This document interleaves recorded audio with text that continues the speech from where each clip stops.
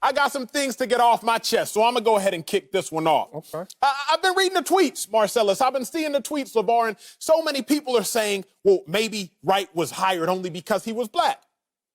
Maybe so. But when I look at the NFL, I think about two things. The majority of NFL people are hired because of nepotism and cronyism. You hire your friends or you hire your family. So when you think about why you get hired, my biggest question is, what do you do when you get the job? I think about a coach like Cliff Kingsbury, 35-40. That was his record. That was his head coaching record, hired as a head coach of the Arizona Cardinals.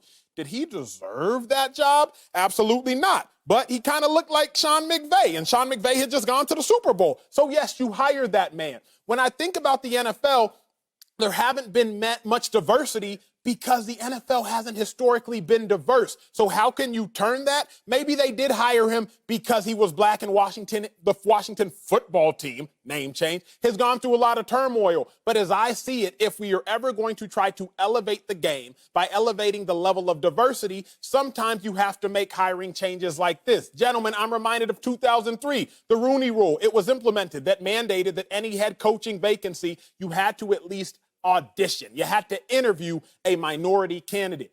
Just 4 years later, we see Lovie Smith and Tony Dungy, two black head coaches in the Super Bowl for the first time. Statistically speaking, there was less than a 4% chance that you would see two black head coaches in the Super Bowl. So what does that tell me, and what should that tell you along with the rest of the world? That when you increase diversity in the game of football, you increase the performance. So I have no issue, and I'm actually gleeful of the Jason Wright hiring, regardless of why they made it. Now it just matters with how well is he going to do the job? You said a lot of strong points there. I just want to edit one word because you kept saying maybe when you know damn well he got hired in part, largely. I can't say it. Okay. I can't say it. I can. Okay, my turn. This box. Hey, he got hired.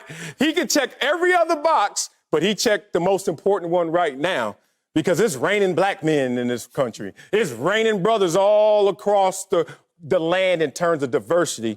And he benefited from that. And I can tell you why I can say that definitively. And there's nothing wrong with it for those who believe that we need to create the imagery, at least, of diversity, and then we'll figure out what his actions are afterwards. And that's the dividing conversation right here between the actions and what the intentions are of the actions. And my thought process takes me back to, let's go with the Washington football team December last year when, I don't know if a lot of people remember, but one Bruce Allen, the team president for 10 years, was fired. Now, December of last year, he's fired. There's a vacancy, not filled. But there was a head coaching vacancy filled right after that, and we know that as a person of color in Ron Rivera. But there's still no team president. And then you look into a scandal that hits them, whether guilt or innocence, but it is certainly a scandal that happened about sexual harassment in July. I don't know if this is properly reported or properly received, but as soon as that scandal hit, one Julie Donaldson was hired. You can talk about the intentions of that, but wasn't hired before the scandal hit, but was hired. Now, the Washington team that's been fighting tooth and nail to hold on to a racially insensitive, culturally insensitive title that we don't even say right now. And that told me a lot about the intentions of this front office, the intentions of their owner and Dan Snyder. The fact that he didn't even fully engage in that conversation, let alone didn't move off of the name change until all of the sponsors, including FedEx, started to drop out, started to take the money back and then force his hand. But what comes right after that?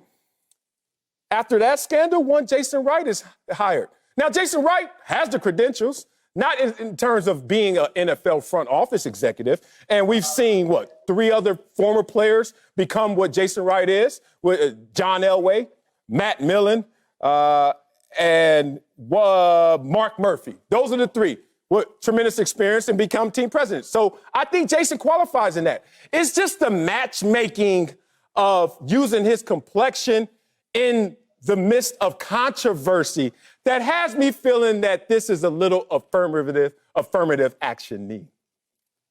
I think you guys have both made great points.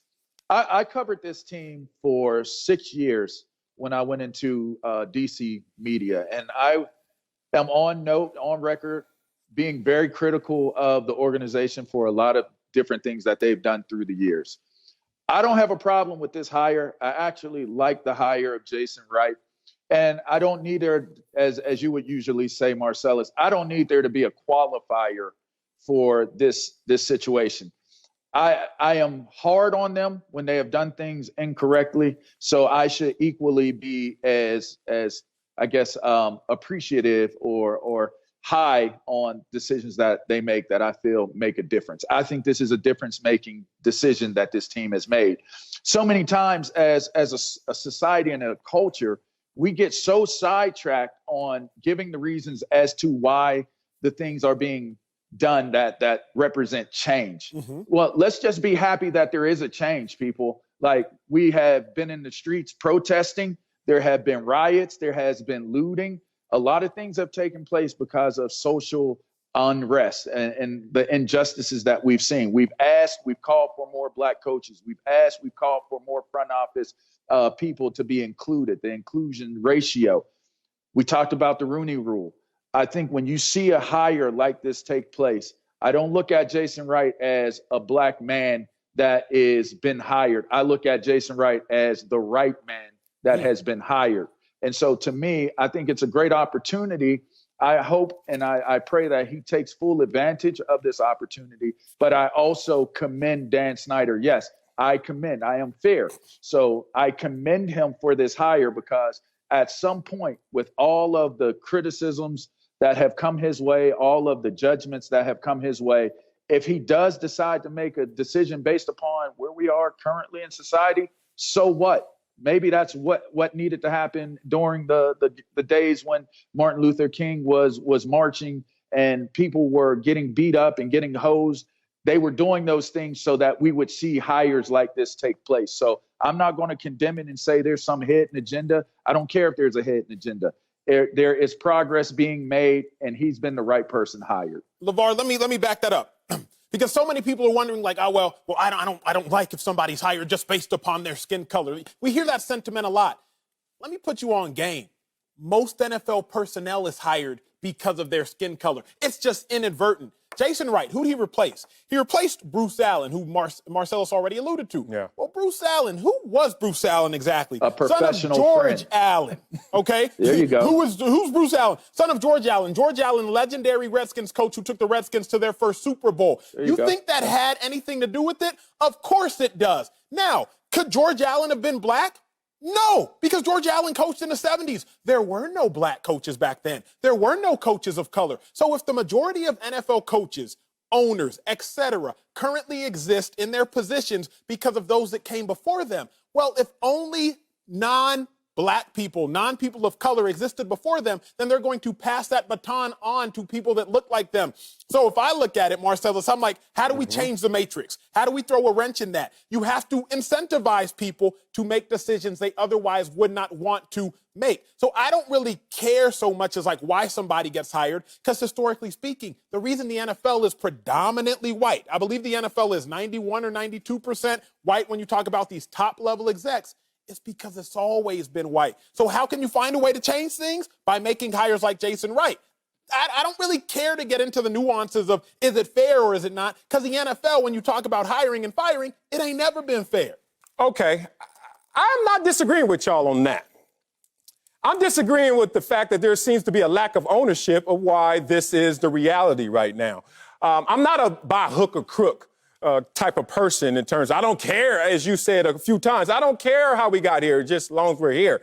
I actually do care. Because one, I want to make it repetitive. I want to replicate and duplicate this success. I want to carbon copy this experience. But how can we? But this is how you can. If it's truly merit-based, then you know that it can happen. Now, nepotism is a different conversation than affirmative action. It just simply is. Now, we could go down that in the next block, and I'd love to do that. But I'm just saying right here that something is being hidden in plain sight, and I just want to have the ownership of it.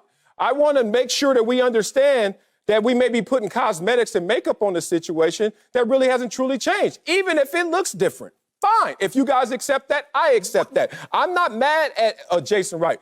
I was there in Dallas when Stephen Jones was going up the ladder, and I knew who Stephen Jones was, and trust me, you cannot dismiss the criticism because it's happening to our people. Because Stephen Jones heard a lot of criticism and probably still does. But the point of it is, the ownership in that moment is to take that criticism, let your work outperform anything that got you there or anything you can say by being there. Here's what's interesting also when you talk about this situation.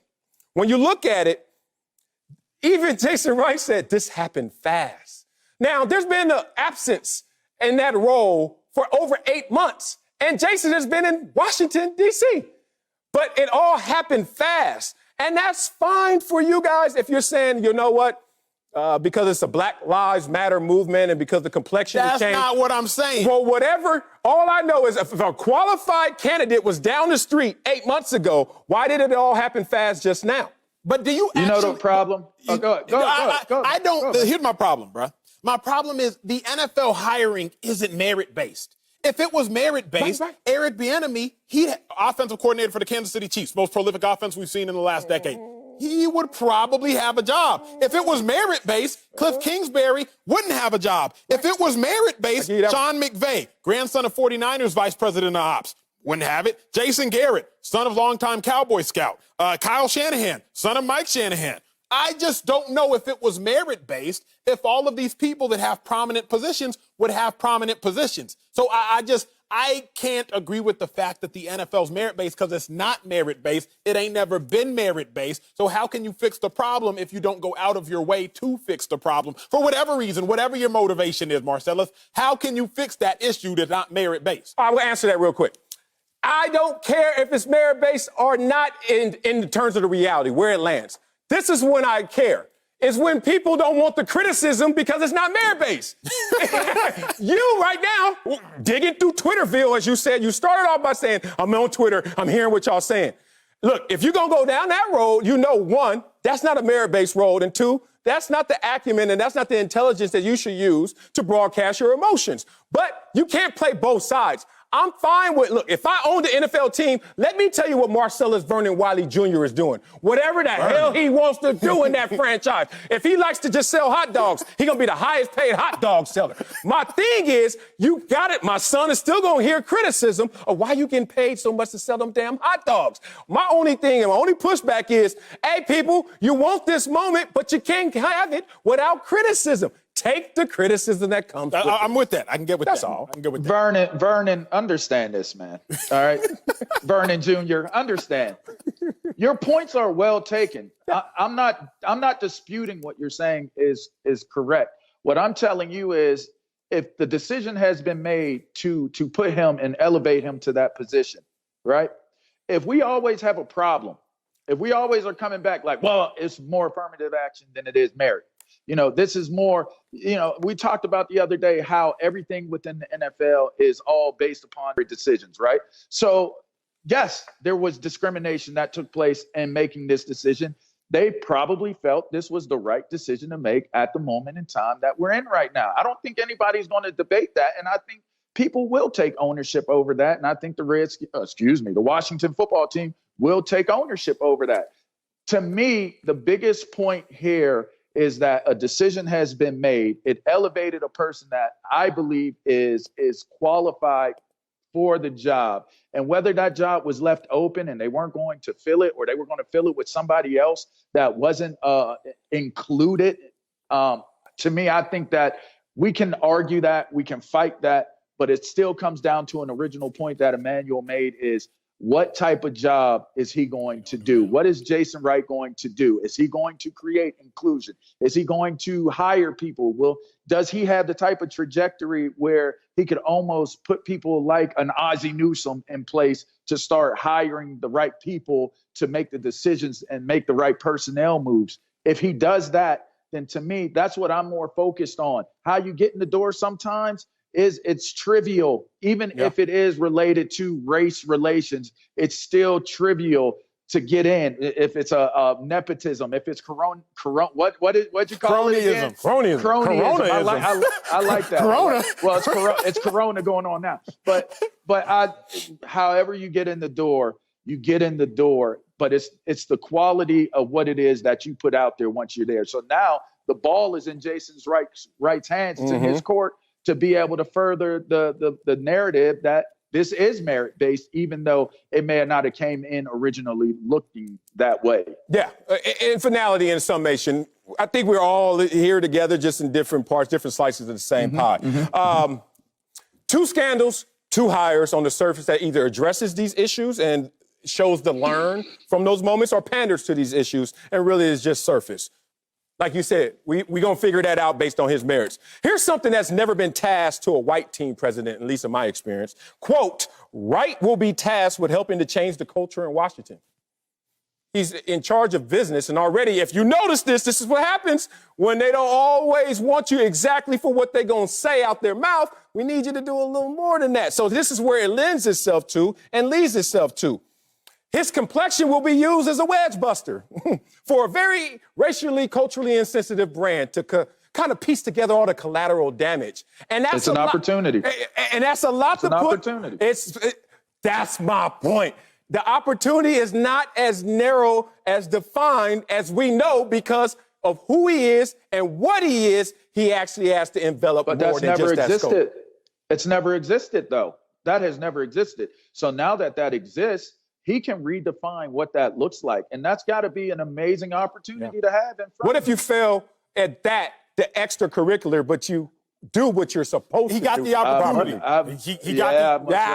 Look, beggars can't be choosers. Much rather than Now we begging. That's what I'm gonna say. He got the opportunity. I'm just glad he got the opportunity. But look, y'all tune in tomorrow because we're gonna talk to the man himself. Jason Wright will be joining us to discuss the historic hiring and find out what he has planned to get the Washington football team back on track. So I can't wait. First, find a name. Can y'all get a name? How about that, Jason? Good luck. Look,